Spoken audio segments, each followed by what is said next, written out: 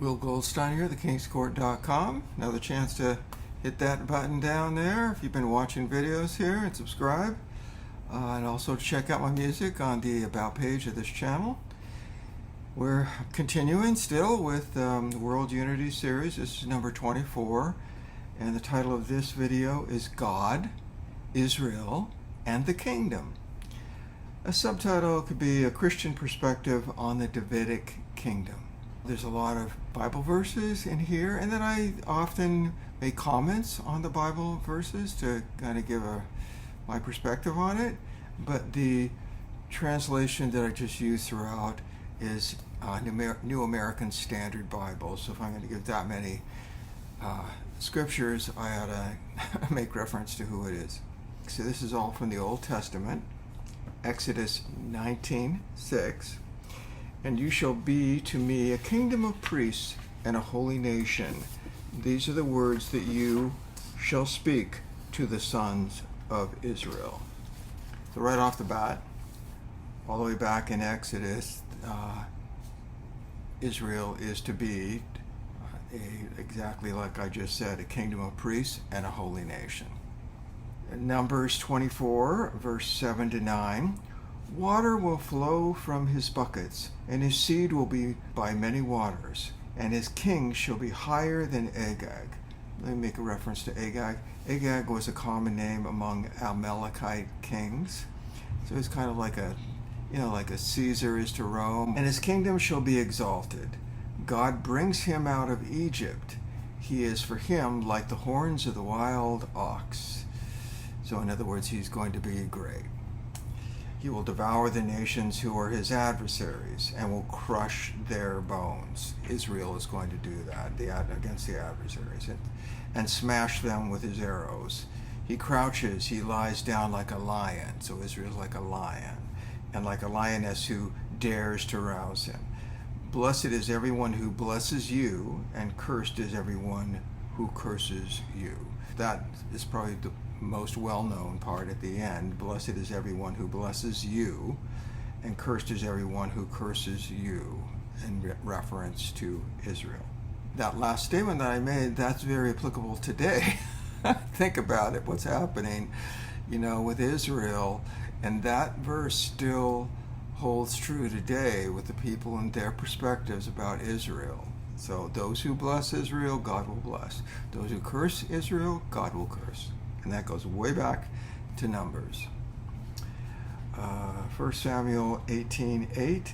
Then Saul became very angry, for this lyric displeased him, and he said, they have given David credit for 10,000s, but to me they have given credit for only thousands. Now what more can he have but the kingdom?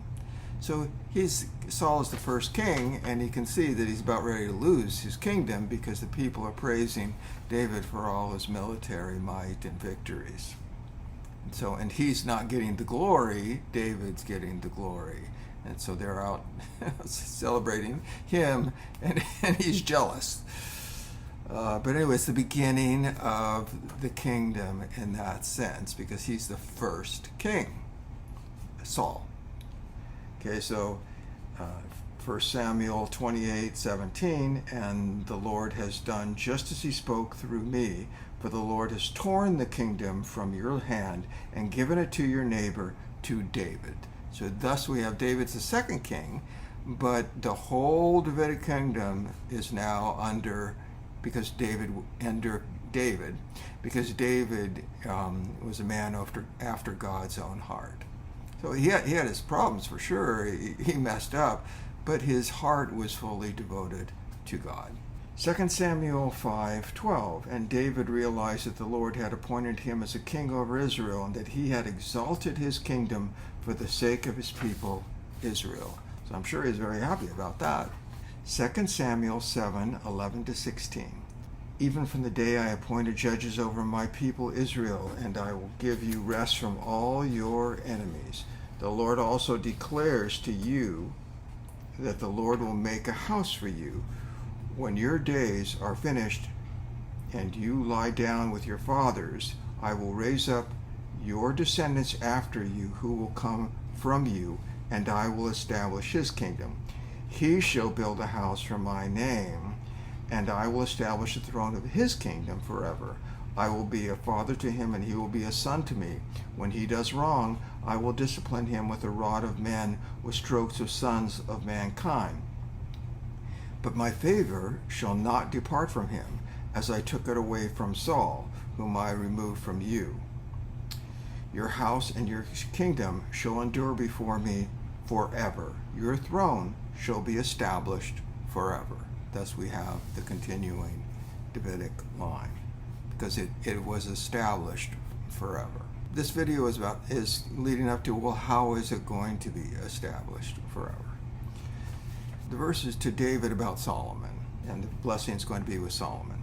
1 Kings 2:12, then Solomon sat down on the throne of his father David, and his kingdom was firmly established. So this is after David died. 1 Kings 4:21, now Solomon was ruling over all the kingdoms from the Euphrates River to the land of the Philistines and to the border of Egypt. They brought tribute and served Solomon all the days of his life. So that gives a reference in terms of geography about how big his kingdom was. Went all the way from the Euphrates River, that's far to the east, and all the way to the land of the Philistines, so Mediterranean Sea, and then bordering all the way down into Egypt.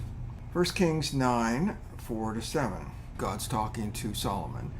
As for you, if you walk before me as your father David walked, in integrity of heart and honesty, acting in accordance with everything that I have commanded you, and if you keep my statutes and my ordinances, then I will establish the throne of your kingdom over Israel forever, just as I promised to your father David, saying, you shall not be deprived of a man on the throne of Israel.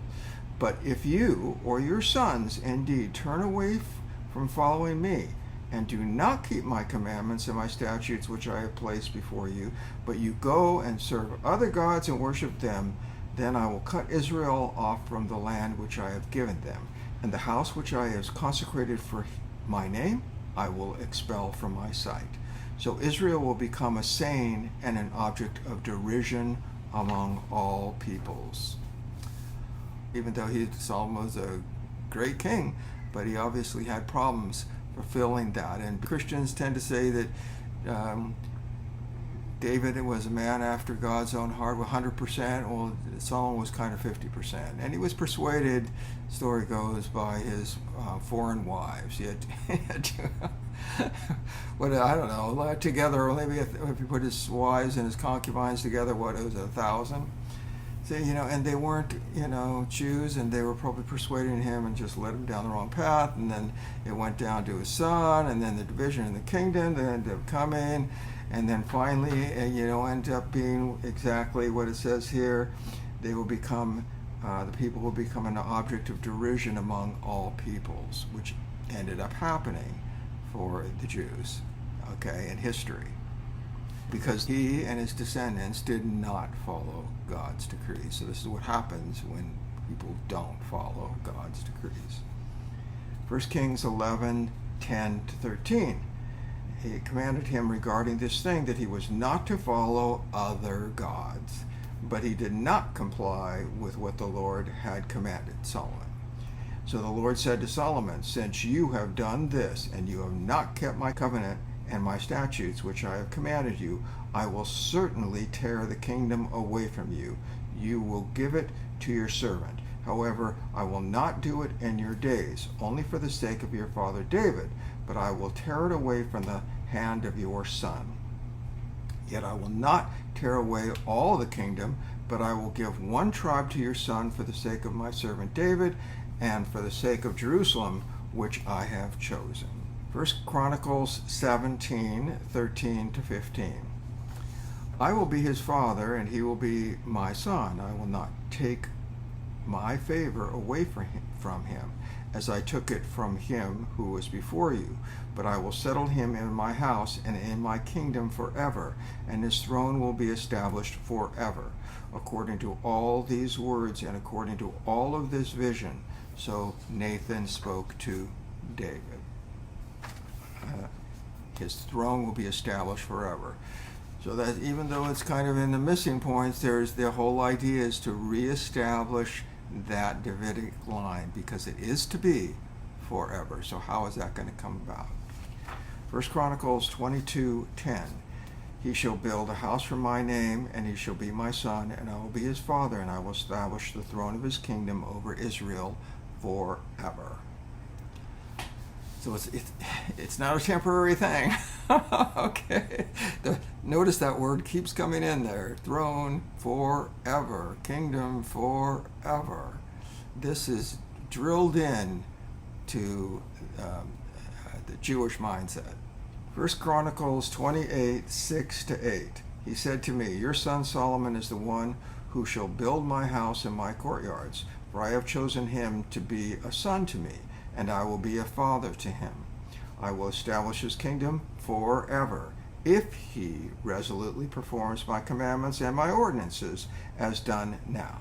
So now, in the sight of all Israel, the assembly of the Lord, and in the presence of our God, keep and seek after all the commandments of the Lord your God, so that you may possess the good land and leave it as an inheritance to your sons after you forever.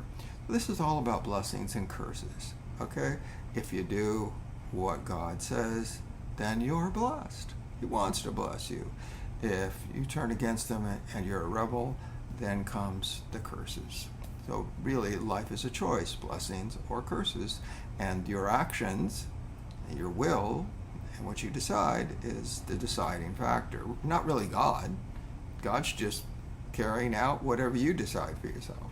2 Chronicles 36:22-23. Now in the first year of Cyrus king of Persia, in order to fulfill the word of the Lord by the mouth of Jeremiah, the Lord stirred up the spirit of Cyrus king of Persia, so that he sent a proclamation throughout his kingdom, and also put it in writing, saying, this is what Cyrus king of Persia says, the Lord, the God of heaven, has given me all the kingdoms of the earth, and he has appointed me to build him a house in Jerusalem, which is in Judah. Whoever there is among you of all his people, may the Lord his God be with him. Go up then. So notice that this is the king of Persia. This is King Cyrus, and the Lord has appointed him to build this house. Is really helping him rebuild the house, and this is after Cyrus conquers Babylon, and they're sending the Jews back. Okay, instead of taking them as slaves, he sends them back and then rebuilds their house for them. What a good guy. Psalm 22:27-29. All the ends of the earth will remember and turn to the Lord, and all the families of the nations will worship before you. For the kingdom is the Lord's, and he rules over the nations. The kingdom belongs to who? The Lord. And who rules over the nations? The Lord. All the prosperous of the earth will eat and worship. All those who go down to the dust will kneel before him, the Lord. Even he who cannot keep his soul alive.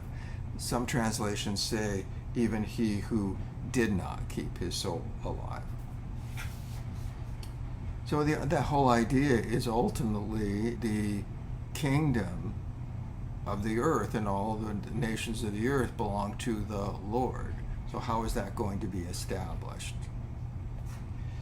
Psalm 45:6. Your throne, God, is forever and ever. Whose throne? God's throne. Forever and ever. The scepter of your kingdom is a scepter of justice. So what do we expect to find when God's kingdom comes to the earth? A scepter of justice. Justice will at last come to the earth. Psalm 79:6. Pour out your wrath upon the nations which do not know you, and upon the kingdoms which do not call upon your name. So that's in the Psalms. So in other words, the earth belongs to the Lord, and for the nations that do not bow before him, he's basically saying, pour out your wrath on them. Because God is the one who deserves to be ruler over the kingdoms of the earth. Psalm 145, 10 to 13. All your works will give thanks to you, Lord, and your godly ones will bless you.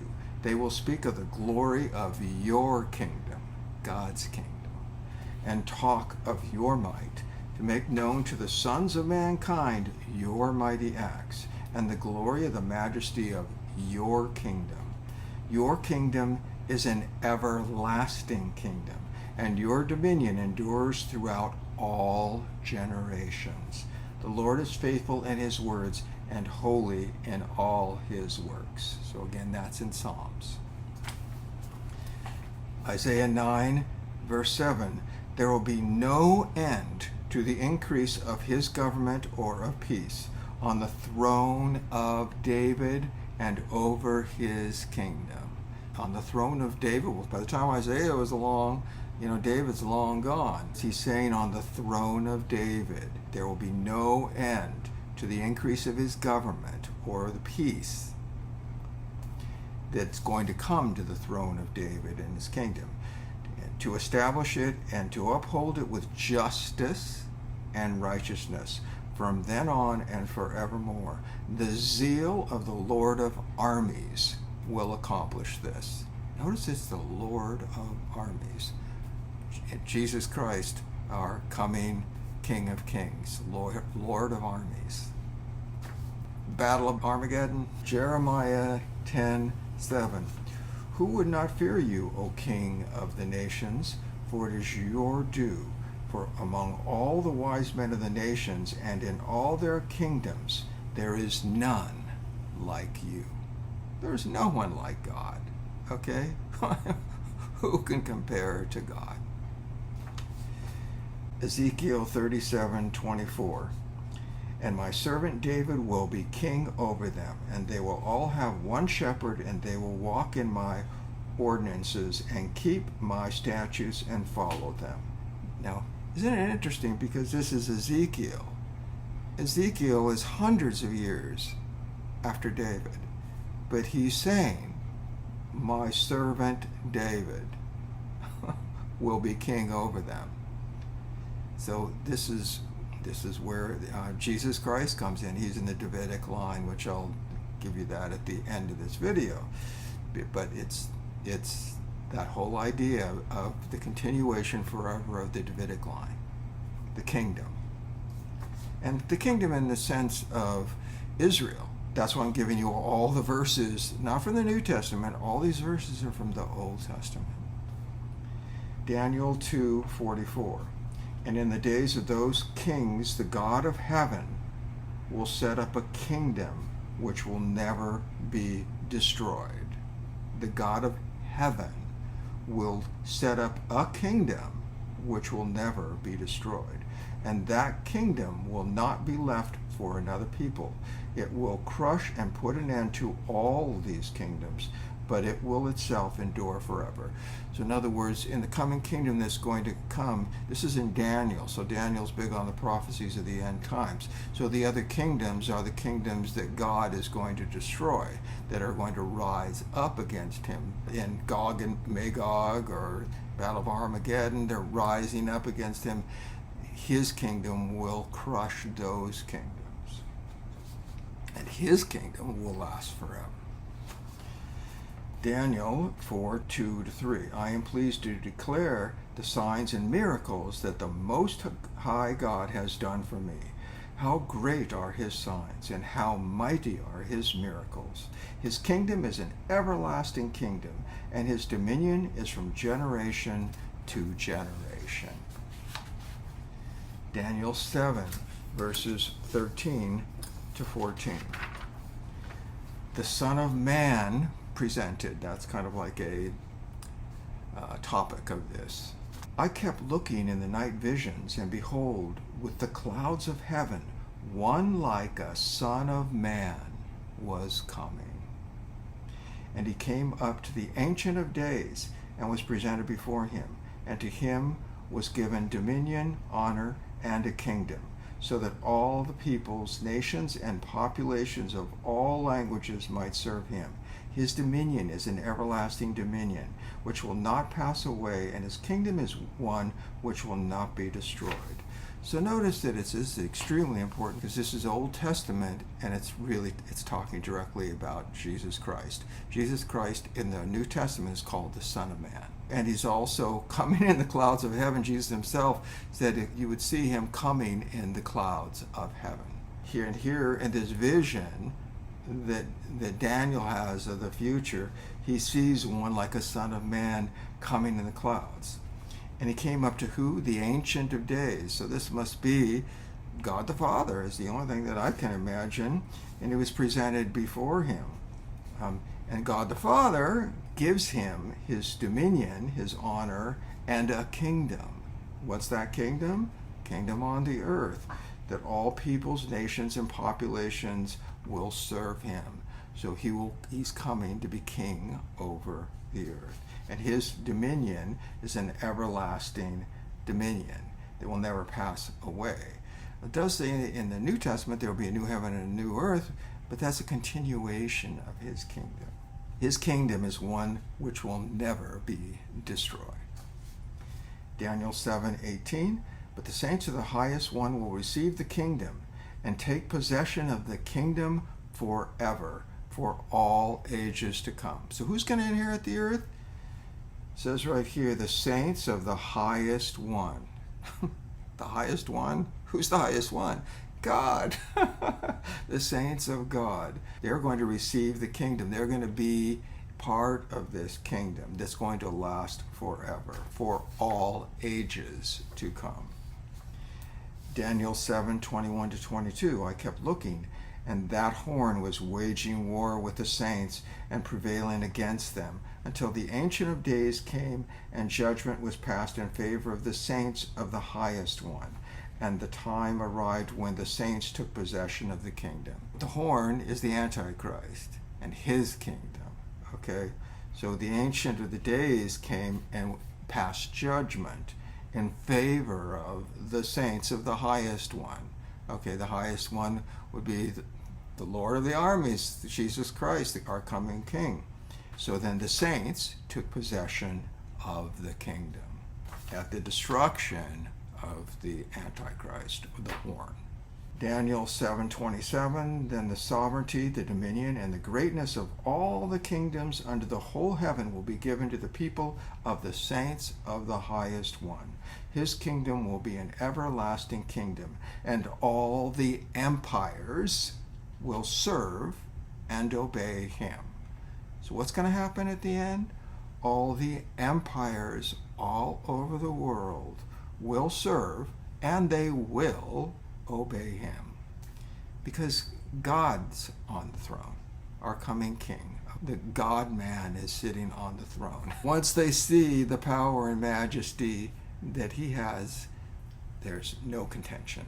They've already seen what's happened. And even those who are left after the great destruction, how many people are going to perish in that? Daniel 10:12-14.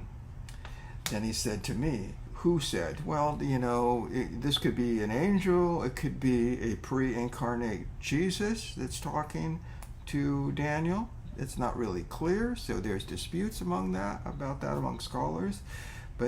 So that's what I'm talking about, is the he that said.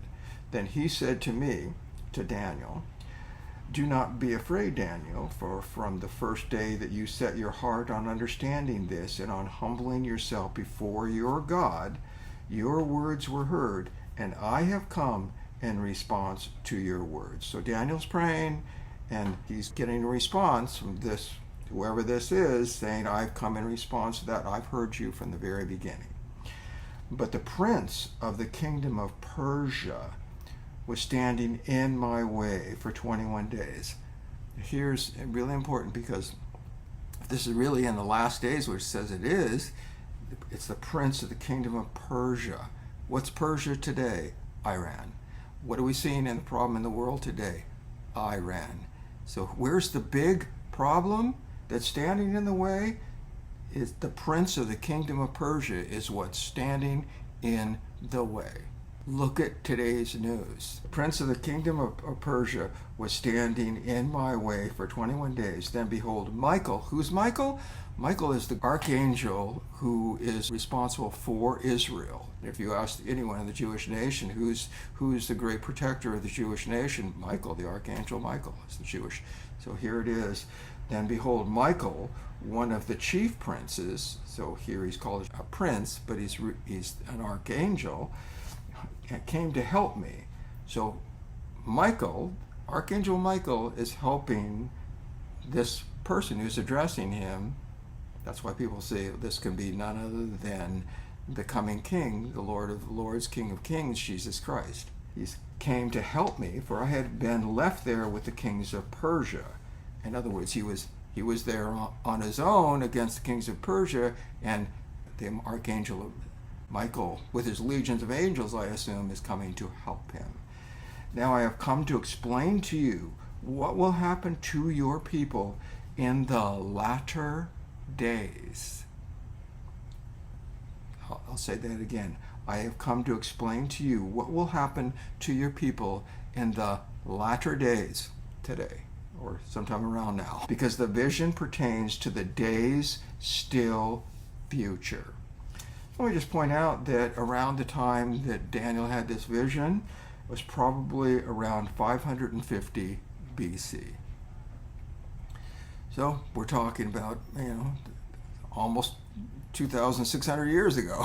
Okay, a long time ago, had this vision of what's still yet to come. Micah 4:7-8, I will make those who limp a remnant, and those who have strayed a mighty nation, and the Lord will reign over them on Mount Zion from now on and forever. So it's the remnant that has come back to Israel to live in the land of Israel. Limping. How did they come back to Israel? Well, it says right here, those who limp. What are they? A remnant. How big is the Jewish nation? A very small remnant of them is left. God is now going to revive them into what? A mighty nation. I will make those who limp a remnant, and those who have strayed a mighty nation. What is God doing right now in the world today? Making Israel into a mighty nation. And the Lord will reign over them on Mount Zion from now on and forever. As for you, Tower of the flock, hill of the daughter of Zion, to you it will come. Yes, the former dominion will come, the kingdom of the daughter of Jerusalem. And where is it all centered?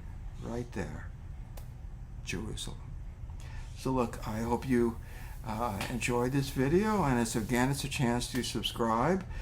So Jesus being in the Davidic line, Jesus is a descendant of David by both adoption from his father Joseph and by blood through Mary. So in Christianity, and according to the scriptures, the Holy Spirit is God, this Holy Spirit is the father of Jesus in terms of, biology, because, Mary was a virgin, so he did not come about by any sexual activity.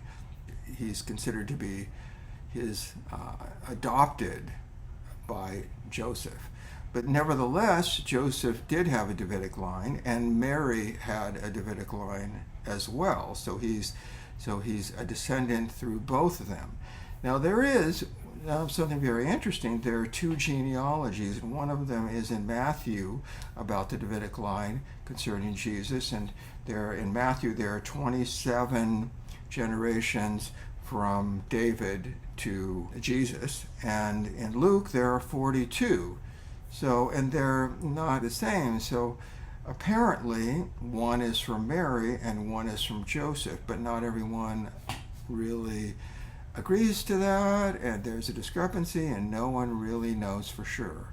So that's what makes sense to me. Otherwise, I doubt if they would have written it down wrong, and it can't really be anything else other than that. So that's my answer to that dilemma. Anyway, so I hope you enjoyed the video, and Please, again, subscribe if you like, and check out my music by going to the About page of this channel and follow the links.